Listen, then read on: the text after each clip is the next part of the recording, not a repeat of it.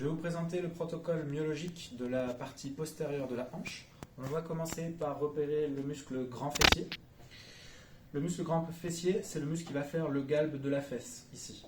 Donc en demandant de l'extension de la hanche, vous allez sentir la contraction du muscle ici.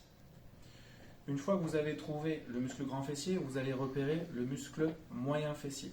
Le muscle moyen fessier, vous allez le trouver dans l'aire moyenne de l'aile iliaque, entre donc la crête iliaque et la partie supérieure du grand trochanter ici. Donc en plaçant vos doigts dans cette position et en demandant de l'abduction, vous allez sentir le muscle se contracter sous les doigts. C'est assez visible. Pour trouver ensuite le petit fessier, on est juste en avant de cette zone. Vous allez mettre le membre en rotation interne et vous allez déjà sentir la contraction du muscle petit fessier. Si vous avez du mal, vous demandez un peu d'abduction supplémentaire pour sentir la contraction. Une fois que vous avez trouvé ces trois muscles, on va sentir les muscles pelvitrochantériens. On va commencer par le muscle piriforme.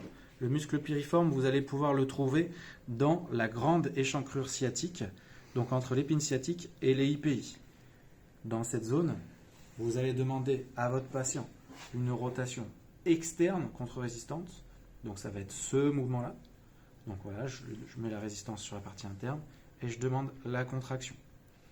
Une fois que vous avez senti cette contraction, vous allez sentir le jumeau supérieur qui se situe juste en dessous entre l'épine sciatique et le grand trochanter. Donc entre mes deux doigts, vous demandez la même contraction. Ensuite, vous allez sentir de la même façon le muscle obturateur interne. Donc vous vous placez dans la petite échancrure sciatique, ici, et vous demandez de la rotation externe à nouveau. Il reste enfin le carré fémoral, qui lui est tendu entre la tubérosité sciatique et le grand trochanter. Dans cette zone, vous demandez une contraction contre-résistance en rotation externe.